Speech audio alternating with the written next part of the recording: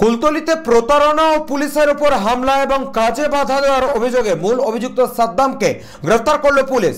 দ্রুত মান্নান খান নামের আরও এক ব্যক্তি মান্নান এলাকায় সিপিএম দল করেন বলে দাবি পুলিশের। বৃহস্পতিবার দুপুর 12টা নাগাদ এ বিষয়ে বারুইপুর পুলিশ জেলার পুলিশ সুপার পলাশ চন্দ্র ঢালি সাংবাদিক বৈঠক করেন। তিনি জানান, শুধু সাদ্দাম নয়, এই এলাকায় এইরকম দুষ্কৃতিমূলক কাজ করবে আরও 12-14 জন জড়িত। তাদের খোঁজও তল্লাশি চালানো হচ্ছে। দ্রুতদের 14 দিনের পুলিশি হেফাজতের আবেদন জানিয়ে এদিন বারুইপুর মহকুমা আদালতে তোলা হবে। সম্প্রতি 12 লক্ষ টাকা ভিন জেলার এক ব্যবসায়ীকে প্রতারণা করে ছিনিয়ে নিয়েছিলেন সাদ্দাম এবং তার দলবল। সেই অভিযোগ দায়ের হয় কুলতলি থানায়। এই ঘটনার তদন্তে পুলিশ গত সোমবার গিয়েছিল সাদ্দামকে গ্রেফতার করতে। এর আগেও সাদ্দামের বিরুদ্ধে একাধিক অভিযোগ রয়েছে থানায়। সাদ্দাম পুলিশের খাতায় একজন দাগী আসামি বলেও জানান এসপি। সমগ্র বিষয় নিয়ে সিপিএম নেতা সুজন চক্রবর্তী এবং তৃণমূল কংগ্রেসের বিধায়ক গণেশ মণ্ডল ঠিক কি বললেন তুলে ধরবো আপনাদের সামনে। সাদ্দাম বলে যে অপরাধী, সুরঙ্গ করে একেবারে মাতলা পর্যন্ত, সুন্দরবন পর্যন্ত জয়যোগ পালিয়ে যাওয়ার ব্যবস্থা, পুলিশের থেকে ছিনতাই করে নিয়ে চলে গেল, তৃণমূলের শাসক দলের নেতা এবং তাদের ঘনিষ্ঠ, এতদিন ধরে পুলিশ কিছু করতে পারছিল না। যাই হোক, শেষমেশ গতকালকে তাকে গ্রেপ্তার করা হয়েছে। কেন এতদিন সময় লাগলো? এত তৃণমূলের দাপট, সেটা তৃণমূলের নেতারা বলতে পারবেন কি পুলিশ প্রশাসন বলতে পারবে। এখন কোথা থেকে তিনি গ্রেপ্তার হয়েছেন বলে কি একটা নাম বলছে, ওই নামে তো সিপিএম এর কোনো লোক ওখানে নেই। মান্নান খান না কি একটা নাম বলছে সিপিএম এর নেতা ছেড়ে দিন, ওই নামে সিপিএম এর লোক ওখানে কেউ আছে বলে মনে হয় না। এটা একটা ফলস ব্লেম দেবার চেষ্টা করা হচ্ছে, এবং করা হচ্ছে আসলে সাদ্দামকে বাঁচানোর জন্য। যিনি অভিযোগ করছেন এমএলএ, বিশাল বাংলোর অধিকারী, তিনি কি করে হয়েছেন, পারলে সেই প্রশ্নটার উত্তর দিন। সেটা না করে আগের এমএলএ বেচারা রামশঙ্কর হঠাৎ তার নাম যুক্ত করে দিলেন।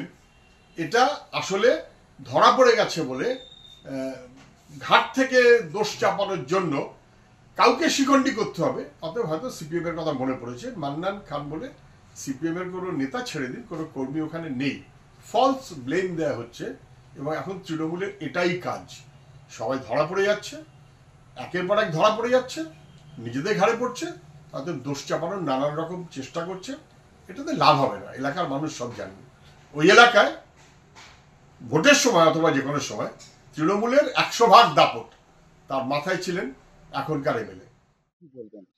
দেখুন, প্রথম কথা বলি যে দীর্ঘদিন এখানে বাম আমল থেকে এই কাজকর্মগুলো হতো, এবং যেখানে আমাদের সরকার ক্ষমতা আসার পর থেকে পুলিশ অত্যন্ত সক্রিয়তার সঙ্গে এগুলো দমন করছিল, কিন্তু লুকিয়ে চুরিয়ে টুকটাক কাজ করছে বলে আমরা পরবর্তী সময় খবর পেয়েছি। এবং গত 2-3 দিন আগে থেকে এই ঘটনাটা যেভাবে জনসমক্ষে আমরা দেখেছি, সেই জায়গা থেকে গতকাল গভীর রাতে পুলিশ খবর পায় যে চুবড়িজাড়া অঞ্চলের আমাদের প্রাক্তন এমএলএ, তার ছায়াসঙ্গী মান্নান খান, সিপিএম এর এক নেতা, তার যে আলাঘর আছে ফিশারি, সেই আলাঘর থেকে পুলিশ খবর পেয়ে সেখান থেকে গভীর রাত তাকে গ্রেপ্তার করে।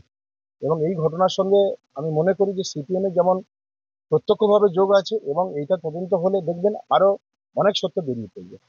সরাসরি সিপিএম নেতা এবং তার আলাঘরে এই কদিন আশ্রয়, তার থাকা খাওয়ার সমস্ত ব্যবস্থা এবং সিপিএম নেতা করেছেন, কি বলবেন? দেখুন, সিপিএম এর দীর্ঘ 35 বছর ধরে বাংলাটাকে নিয়ে যেভাবে তারা স্বর্গরাজ্য, মানে দুষ্কৃতীদের স্বর্গরাজ্য তৈরি করেছিল, এবং সেইখান থেকে তারা হয়তো শাসন ক্ষমতায় চলে গেছে, কিন্তু তার স্বভাব পরিবর্তন হয়নি।